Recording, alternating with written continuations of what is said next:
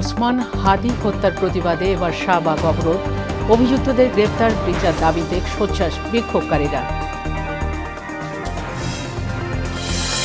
হাদির মরদেহ দেশে আসছে সন্ধ্যায়। কাল বাদ জোহর মানিক মিয়া অ্যাভিনিউতে জানাজা, শনিবার রাষ্ট্রীয় শোক। কক্সবাজারের টেকনাফের গহীন পাহাড়ে সন্ত্রাসীদের গোপন আস্তানার সন্ধান, বিজিবির অভিযানে বিপুল আগ্নেয়াস্ত্র গোলাবারুদ উদ্ধার। এবং ভরা মৌসুমেও স্বস্তি মিলছে না রাজধানীর কাঁচা বাজারে। বেশিরভাগ সবজির দাম এখনও নাগালের বাইরে, বরাবরের মতো চড়া মাছ মাংসের দর।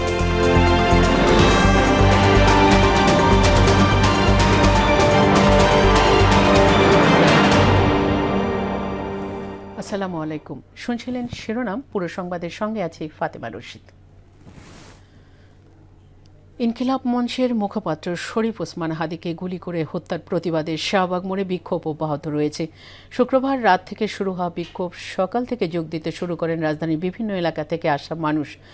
সময় বাড়ার সঙ্গে সঙ্গে বাড়ছে উপস্থিতি। হাতে জাতীয় পতাকা, মুখে স্লোগানে উত্তাল হয়ে ওঠে পুরো এলাকা। এ সময় হাদির হত্যায় জড়িতদের গ্রেফতার এবং বিচার দাবি করেন তারা। এদিকে হাদির মৃত্যুকে কেন্দ্র করে রাজধানী জুড়ে থমথমে উত্তাল পরিস্থিতি বিরাজ করছে। পরিস্থিতি কোন দিকে গড়ায় তা ঘিরে জনমনে উদ্বেগের পাশাপাশি ক্ষোভও বাড়ছে।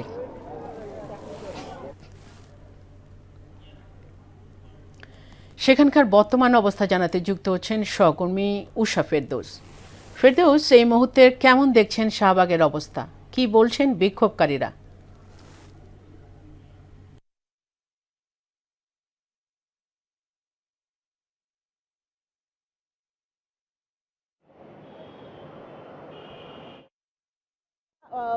মানে মানুষের মধ্যে একটা আবেগ কাজ করছে এবং শাহবাগে গতকাল রাত থেকে বড় হচ্ছেন এবং হাদির মৃত্যুর প্রতিবাদ করছেন। আমি যদি আপনাকে দেখানোর চেষ্টা করি যে পুরো শাহবাগ স্লোগানে স্লোগানে উত্তাল এবং হাদির মৃত্যুর যে বিচার সেটি না হওয়া পর্যন্ত আন্দোলনকারীরা ঘরে ফিরবেন না, এমনটাই জানিয়েছেন। আপনি দেখেন যে সবার হাতেই বাংলাদেশের পতাকা এবং কারো কপালে বাঁধা এবং তাদের একটি দাবি যে হাদির যেই হত্যাকারী তাদের গ্রেপ্তার করতে হবে এবং তাদের যেই দাবি সেটি যে হাদির হত্যাকারীদের দ্রুত গ্রেপ্তার করে বিচার দাবি এবং তাদের হাদির হত্যাকারীদের বিচার না হওয়া পর্যন্ত তারা আসলে ঘরে ফিরবেন না, এমনটি জানিয়েছেন। এবং বেলা যত বাড়ছে আসলে শহরের বিভিন্ন জায়গা থেকে মানুষ এখানে শাহবাগে জড়ো হচ্ছেন এবং সর্বস্তরের মানুষ, শিশু, মধ্যবয়স্ক, ছাত্র জনতা, সব বয়সী মানুষই আসলে এখানে জড়ো হচ্ছেন। তাদের একটি চাওয়া যে হাদির হত্যাকারীদের দ্রুত গ্রেপ্তার করে বিচার, এবং এই বিচার না হওয়া পর্যন্ত তারা শাহবাগ ছাড়বেন না। এবং দুপুর 2:30টার পরে ডাকসুর এখানে একটি আধিপত্যবাদ বিরোধী সমাবেশ রয়েছে। এবং আমি যদি যুক্ত হই যে একজন যিনি বিচার চাইতে এসেছেন। আপনি তো বিচার চাইতে এসেছেন। আমি হাদি ভাই হত্যার বিচার চাই। হাদি ভাইকে গুলি করে গত শুক্রবারে হত্যা করা হয়, কিন্তু এক সপ্তাহ হয়ে যাওয়ার পরেও কোনো আসামি এখন পর্যন্ত তার সরাসরি হত্যাকারীরা গ্রেপ্তার হয়নি। আইনশৃঙ্খলা বাহিনীর এত বড় অবনতি হয়েছে যে এখন পর্যন্ত তাদেরকে তারা গ্রেপ্তার করতে সক্ষম হয়নি। আইন উপদেষ্টা আসিফ নজরুল এবং স্বরাষ্ট্র উপদেষ্টা জাহাঙ্গীর, তাদেরকে আমরা বলতে চাই, তাদের যদি এই আসামিকে অ্যারেস্ট করা যেহেতু সম্ভব হয়নি, তারা অনতিবিলম্বে তারা পদত্যাগ করে চলে যাক। তাদের মতো উপদেষ্টা আমাদের দরকার নেই। শুধু প্রধান উপদেষ্টা বাদে আমি মনে করি এই উপদেষ্টা পরিষদের কেউ ঠিকমতো দায়িত্ব পালন করতেছে না। তাহলে এক সপ্তাহ কিভাবে এবং ঢাকার মতো জায়গায় হত্যাকাণ্ড চালিয়ে দিনে দুপুরে গুলি করে কেমনে আসামি পালিয়ে যায়? আমি যেটি দেখানোর চেষ্টা করেছি যে শাহবাগে আসলে মানুষের আবেগের যে জায়গা এই আবেগ দিয়ে আসলে উত্তাল শাহবাগে, এবং তারা যতক্ষণ বিচার না পাবে ততক্ষণ পর্যন্ত শাহবাগে অবস্থান করবে বলে জানিয়েছেন। তো ফাতেমা, এই ছিল আমার কাছে শাহবাগ থেকে সর্বশেষ। ফেরদৌস, আপনাকে ধন্যবাদ। এর আগে মৃত্যুর সংবাদ পাওয়ার পর গতরাত থেকে ঢাকা সহ সারা দেশে বিক্ষোভ, অবরোধ, ভাঙচুর শুরু করে তারা। এ সময় রাজধানীর কাউরান বাজারে প্রথম আলো এবং ডেইলি স্টার পত্রিকার কার্যালয়ে হামলা, ভাঙচুর এবং অগ্নিসংযোগ করা হয়। রাত 12টার দিকের প্রথম আলোর অফিসে হামলা শুরু হয়, পরে ডেইলি স্টারে হামলা চালানো হয়। এরপর ধানমন্ডি 32 নম্বর এবং ছায়ানট সংস্কৃতি ভবনেও হামলা, ভাঙচুর এবং সংযোগ করে বিক্ষুব্ধ জনতা। এ ঘটনার নিন্দা জ্ঞাপন জানিয়ে উসমান হাদির মৃত্যুতে শোক প্রকাশ করেছেন ছায়ানটের সাধারণ সম্পাদক লাইসা আহমেদ লিসা। ভীষণভাবে চাইছি যেটা সুষ্ঠু তদন্ত হোক এবং ওসমান হাদির মৃত্যুতে আমরা শোক প্রকাশ করছি এবং সেটার সূত্র ধরে ছায়ানটের হামলাটা আমরা একেবারে আমাদের কাছে বোধগম্য নয়। সেই বিষয়টির সুষ্ঠু তদন্ত হোক এবং এই হামলার নিন্দা জানাচ্ছি। এ নিয়ে আরও জানাতে আমাদের সঙ্গে যুক্ত হচ্ছেন সহকর্মী মুদাসসির আলী এবং মফিউর রহমান। প্রথমেই যাচ্ছি মুদাসসিরের কাছে, যিনি রয়েছেন রাজধানীর কারওয়ান বাজারে ডেইলি স্টার ভবনের সামনে। মুদাসসির, সেখানকার শেষ খবরাখবর আমাদের জানান।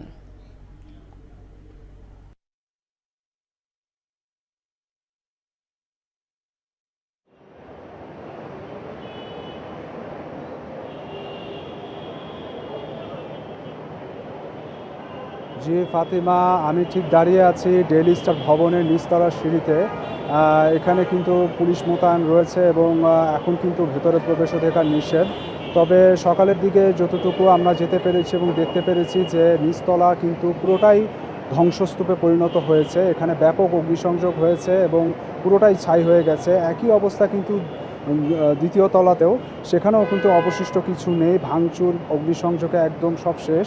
তবে তৃতীয়, চতুর্থ এবং পঞ্চম তলা পর্যন্ত অবশ্য কিছুটা কম, কিন্তু সেখানে কিন্তু ভাঙচুর হয়েছে এবং যে কারণে পত্রিকাটির প্রকাশনা কিন্তু আজকে বন্ধ। এবং একই অবস্থা কিন্তু প্রথম আলো, তারাও কিন্তু কোনো ধরনের অনলাইন কিংবা পত্রিকা প্রকাশনার কার্যক্রম কিন্তু তাদের চালু নেই। কবে হবে সে বিষয়ে পরবর্তীতে জানানো হবে। তো এই দুটি পত্রিকার কিন্তু এই ঘোষণা ইতিমধ্যে দেওয়া হয়েছে। আরেকটি বিষয় আপনাকে জানিয়ে রাখতে চাই যে সকালের দিকে কিন্তু শুধু আমরা দেখেছি যে এখানে পুলিশ মোতায়েন ছিল ডেইলি স্টার ভবনের সামনে। এখন কিন্তু বিজেপি মোতায়েন রয়েছে এবং তারা কিন্তু বেশ শক্ত অবস্থানে আছেন এবং বেশ সচেতন অবস্থায় আছেন। বেশ ব্যাপক ভালোভাবে তারা তল্লাশি, কেউ যদি ভেতরে প্রবেশ অধিকার নিতে চায় তাকে কিন্তু বেশ ভালোভাবে তল্লাশি করা হচ্ছে। এবং আরেকটি বিষয় না বললেই নয় যে এখানে ডেইলি স্টারে যারা কর্তব্যরত গণমাধ্যম কর্মী ছিল তারা কিন্তু হামলার সময় বেশ বিপদে পড়ে যায় এবং যে কারণে কিন্তু তাদেরকে কিন্তু মানে এক ধরনের ঝুঁকির মধ্যে তারা পড়ে। তবে আশাব্যঞ্জক এই যে ওখানে সে সময় কেউই গুরুতর আহত হননি এবং তারা সকলে উদ্ধার হয়েছে এবং ফায়ার সার্ভিস কিন্তু এসে আগুন নিয়ন্ত্রণে নিয়ে এখন কিন্তু সকালের দিকে কিন্তু আগুন নিভিয়ে ফেলেছে। তবে তাদের সাথে কথা বলার আমরা চেষ্টা করেছি, কিন্তু তারা কিন্তু কেউই কথা বলতে রাজি হননি। তারা যেটুকু জানিয়েছেন যে তাদের মানসিক অবস্থা কিন্তু ভালো নেই। এদিকে আপনি জানেন যে ছায়ানটে হামলা হয়েছে, কিন্তু ছায়ানটে যদিও অগ্নিসংযোগ করা হয়নি তবে ব্যাপক ভাঙচুর করা হয়েছে। তাদের সংগঠনটির যে সাধারণ সম্পাদক আছে লিসা কিন্তু জানিয়েছেন তার নিন্দার কথাটি। তো তারা মানসিকভাবে তারাও কিন্তু বিপর্যস্ত। তো এই ছিল আমার কাছে পাওয়া এখন পর্যন্ত তথ্য। তো আমি চলে যাচ্ছি ধানমন্ডি 32-এ থাকা আমার সহকর্মী মফিউরের কাছে।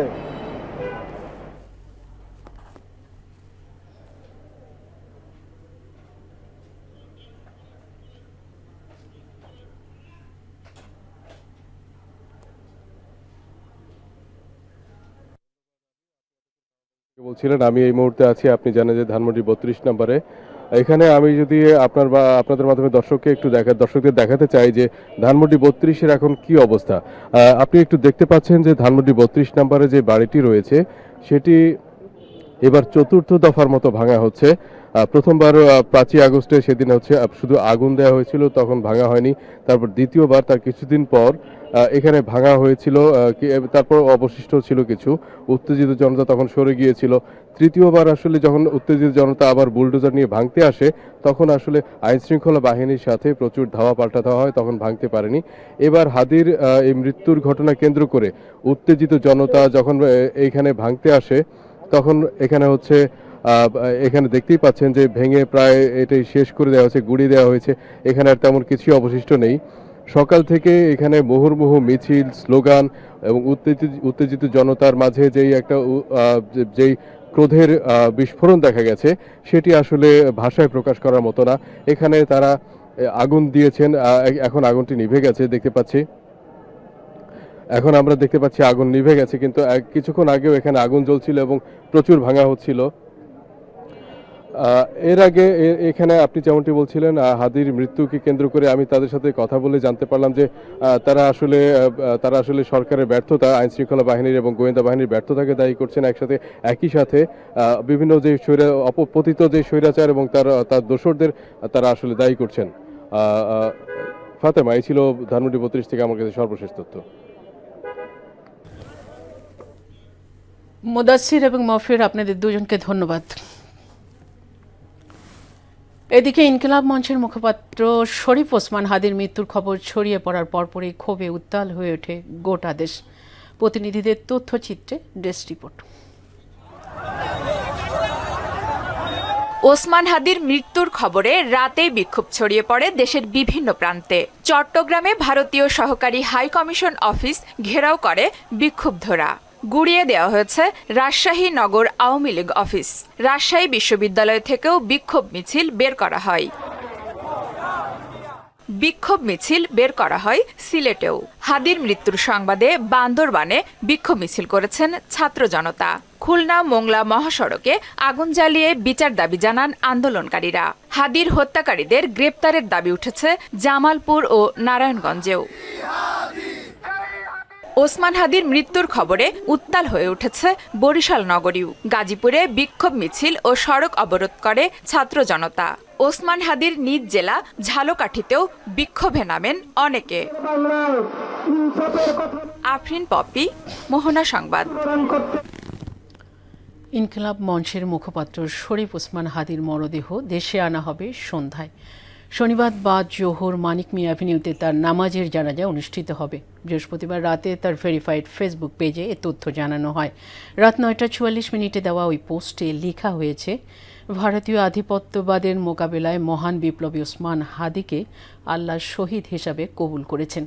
এর আগে সিঙ্গাপুর জেনারেল হাসপাতালে চিকিৎসাধীন অবস্থায় না ফেরার দেশে পাড়ি জমিয়েছেন তিনি।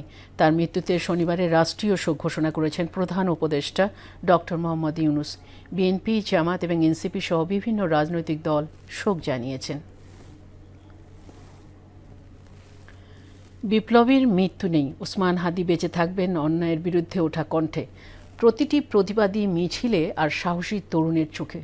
হাদি শুধু একটি নাম নয়, এখন এক ইতিহাস। তার প্রতিটি কথাই ছিল বিদ্রোহের আগুন। ওসমান হাদির সাহসী সেসব উচ্চারণের কথা জানাচ্ছেন আহসানুল হৃদয়।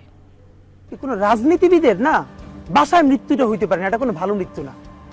যিনি রাজনীতি করেন, যিনি লড়াই করেন, যিনি বিপ্লবী, যিনি সংগ্রামী, তার মৃত্যুটা হবে একটা সংগ্রামের মধ্য দিয়ে, একটা রাজপথে, একটা গ্লোরির মৃত্যু। যার গালিও ছিল বুলির মতো, যার প্রতিটি শব্দ আঘাত করত অন্যায়ের বুকে, যার প্রতিটি কথাই ছিল বিদ্রোহের আগুন। কথা তো অনেকেই বলে, কিন্তু সবার কথা হৃদয়ে দাগ কাটে না, সবার কথা মানুষের ভেতরে গেঁথে যায় না। ওসমান হাদি ছিলেন তেমনই এক বিপ্লবী। জুলাই আন্দোলনের পর তিনি শুধু একজন মানুষ নন, তিনি হয়ে উঠেছিলেন প্রতিবাদের ভাষা, অন্যায়ের বিরুদ্ধে দাঁড়ানোর সাহস, ভীত মানুষের কণ্ঠস্বর। আজ সেই কণ্ঠ থেমে গেল। সিঙ্গাপুরে চিকিৎসাধীন অবস্থায় শেষ নিঃশ্বাস ত্যাগ করলেন বিপ্লবী নেতা শরীফ ওসমান হাদি। ঢাকা ৮ আসনের স্বতন্ত্র প্রার্থী হিসেবে নির্বাচনের মাঠে নেমেছিলেন তিনি। স্বপ্ন ছিল বদলের, স্বপ্ন ছিল শোষণহীন এক সমাজের। কিন্তু 12 ডিসেম্বর রাজধানী পুরানা পল্টনের বক্স কালভার্ট সড়কে দুর্বৃত্তদের গুলিতে রক্তাক্ত হলো সেই স্বপ্ন। মাথায় গুলিবিদ্ধ অবস্থায় ডামে, তারপর এবার কেয়ার, শেষ আসার ঠিকানা হয়ে ওঠে সিঙ্গাপুর। 15 ডিসেম্বর এয়ার অ্যাম্বুলেন্সে নেওয়া হয়েছিল তাকে। মানুষ ভেবেছিল হয়তো আবার ফিরবেন, আবার গর্জে উঠবে তার কণ্ঠ, কিন্তু বাস্তবতা ছিল নিষ্ঠুর।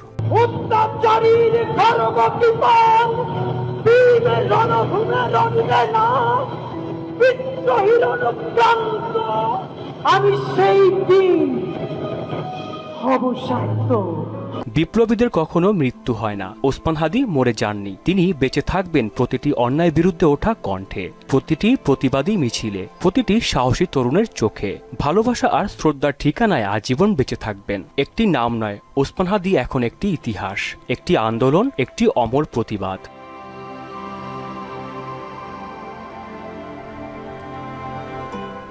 আহসানুল হৃদয়, মোহনা সংবাদ। কক্সবাজারের টেকনাফ উপজেলার গহীন পাহাড়ে গোপন আস্তানা থেকে বিপুল আগ্নেয়াস্ত্র, গোলাবারুদ, মর্টার সেল, হ্যান্ড গ্রেনেড এবং বোমা তৈরির উপকরণ উদ্ধার করেছে বিজিবি। তবে এই ঘটনায় কেউ আটক হয়নি। বুধবার রাতভর উপজেলার হেলা ইউনিয়নের রঙ্গিখালী এলাকার পাহাড়ে অভিযান চালিয়ে এসব উদ্ধার করা হয়। বৃহস্পতিবার রাতে এ নিশ্চিত করেছেন উখিয়া ৬৪ বিজিবি ব্যাটালিয়নের অধিনায়ক লেফটেন্যান্ট কর্নেল জসিম উদ্দিন। দেশের খুচরা বাজারে শাকসবজি, মাছ এবং মাংসের দাম কিছু ক্ষেত্রে ঊর্ধ্বমুখী। বেশিরভাগ শাকসবজির দাম ৬০ থেকে ৮০ টাকা। এছাড়া মাছ মাংসের দাম বাড়ায় ক্রেতারা ক্ষোভ জানান, আর বিক্রেতারা বলেন সরবরাহের ঘাটতি এবং সাপ্তাহিক ছুটির দিন হওয়াতে দাম কিছুটা বাড়তি। এদিকে নতুন পেঁয়াজ বাজারে এলেও প্রভাব পড়ছে না দামে। বাজার মনিটরিংয়ের দাবি জানান ক্রেতা বিক্রেতারা। সুরাইয়া মুন্নির রিপোর্ট। রাজধানীর বাজারগুলোতে মৌসুমী সবজি দিয়ে থরে থরে সাজানো বিভিন্ন দোকান, আর ক্রেতা আকর্ষণে সবজিগুলো পানি দিয়ে ধুয়ে সাজানোয় ব্যস্ত দোকানিরা। তবে ভরা মৌসুমেও সবজি ও পেঁয়াজের দাম বাড়তি বলে ক্ষোভ জানান ক্রেতারা। ফুলকপি, বাঁধাকপির মতো কিছু শীতল সবজির দাম প্রকারভেদে ৪০ থেকে ৫০ টাকা হওয়াতে অসন্তোষ জানান তারা। একটা লাউ কিনলে ১০০ টাকা, তারপরে এই যে মটরশুঁটি নতুন আসছে এটাও ১৮০ টাকা কেজি। সবকিছুই দাম বেশি। পুরানো পেঁয়াজ এটা নর্মালি ১০০ টাকা হওয়ার কথা, ১৩০ টাকা বিক্রি করতেছে, ৩০ টাকা বেশি। তাহলে এটা কি সাধারণ মানুষের ক্রয় ক্ষমতার ভিতরে? পাইকারি এলাকাতে কিনা নিয়ে ৯০ টাকা, আমগাইনা বেচা লাগে ৮০ টাকা। নিত্যদ্রব্য পর্যটনের দাম যদি বেশি বেড়ে যায় তাহলে অবশ্যই আমাদের জন্য সমস্যাটা। এদিকে মাছ মাংসের দামও বাড়তি বলে জানান ক্রেতারা। মুরগির বাজার কিছুটা কমলেও গরু খাসির দাম তুলনামূলক বেশি। দাম বাড়ার ফলে প্রয়োজনীয় অর্থের জোগান না থাকায় সঞ্চয় ভেঙে খরচ করায় অসহায়ত্বের কথা জানান ক্রেতারা। জমানো টাকা খরচ করতে হচ্ছে। মানুষের প্রথম চাহিদাই তো হচ্ছে খাদ্য, সেটা যদি আপনি নিশ্চিত না করতে পারেন তাহলে তো হলো না। অতএব তদারকিটা অবশ্যই সব সেক্টরের থেকে বেশি খাদ্যেই দেওয়া উচিত। এখন তো সিজন চলে, সেই হারে আসলে মাছের দাম কমে। আর সরবরাহ ঘাটতির অজুহাতে মাছ মাংসের দাম বাড়তি বলে জানান বিক্রেতারা।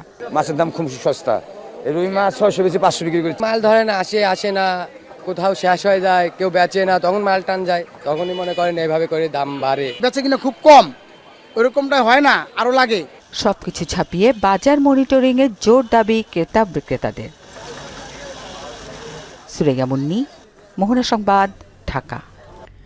উত্তরের জেলা পঞ্চগড়ের তেঁতুলিয়ায় টানা এক সপ্তাহের বেশি সময় ধরে মৃদু শৈত্যপ্রবাহ বিরাজ করছে। ভোর এবং সকালবেলায় কনকনে ঠান্ডা অনুভূত হলেও দিনের বেলায় রোদ দেখা যায়। এক সপ্তাহেরও বেশি সময় ধরে তেঁতুলিয়াতে দেশের সর্বনিম্ন তাপমাত্রা রেকর্ড হচ্ছে। আজ সকাল ৯টায় তেঁতুলিয়ায় সর্বনিম্ন তাপমাত্রা রেকর্ড করা হয়েছে ৯.৮ ডিগ্রি সেলসিয়াস। এ সময় বাতাসের আর্দ্রতা ছিল ৭৩%। খেলার খবর, ক্রিকেট। বর্তমানে এশিয়া কাপে খেলা দল থেকে বিশ্বকাপের দল ঘোষণা করেছে পাকিস্তান। আগামী ১৫ জানুয়ারি শুরু হচ্ছে অনূর্ধ্ব-১৯ বিশ্বকাপ। তার আগে জিম্বাবুয়েতে আফগানিস্তানকে নিয়ে ত্রিদেশীয় সিরিজ খেলবে পাকিস্তান। বাংলাদেশের বিপক্ষে এশিয়া কাপের সেমিফাইনালে নামার আগের দিন এ দুটি প্রতিযোগিতার জন্য স্কোয়াড ঘোষণা করেছে তারা। ত্রিদেশীয় সিরিজ এবং বিশ্বকাপে পাকিস্তানের যুব দলকে নেতৃত্ব দিবেন ফারহান ইউসুফ। ২৫ ডিসেম্বর থেকে ৬ জানুয়ারি হবে ৩ জাতির সিরিজ। বিশ্বকাপের প্রস্তুতি হিসাবে তারা এই সিরিজ খেলবে। দুটো প্রতিযোগিতাই হবে ৫০ ওভারের ফরম্যাটে।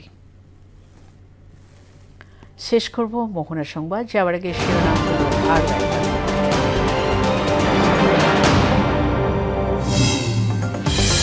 ওসমান হাদি হত্যার প্রতিবাদে এবার শাহবাগ অবরোধ, অভিযুক্তদের গ্রেফতার, বিচার দাবিতে সোচ্চার বিক্ষোভকারীরা।